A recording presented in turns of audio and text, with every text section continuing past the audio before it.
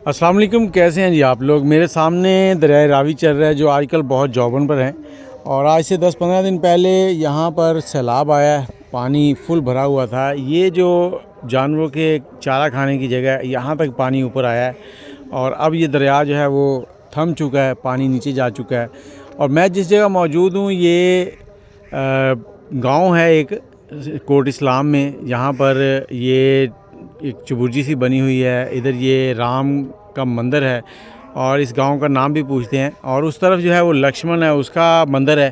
तो ये दरिया के आमने सामने लक्ष्मण का मंदिर है। और बहुत से लोग कहते हैं कि दरिया अपनी जगह बदलता है, लेकिन ये सदियों से यहाँ पर खड़े हैं और दरिया इन दोनों मंदिरों के दरमियान से चल रहा है। तो इस पर आप क्या कहते हैं। और यहाँ पर ये जो मंदिर है इसके अंदर रिहाइश है और इस वक्त अंदर नहीं जाने देते, लेकिन ये जो कमरे वगैरह हैं ये सब पुराने बने हुए हैं।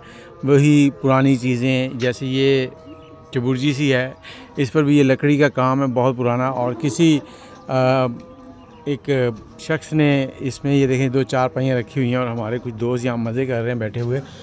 और यहाँ पर वो पुरानी उनकी जो गुरमुखी है, शायद उसी में कुछ लिखा हुआ भी है। और ऊपर देखें, अब मुझे ये समझ नहीं आती कि उस वक़्त जो ईंटें थी वो कौन से सीमेंट के साथ लगाते थे।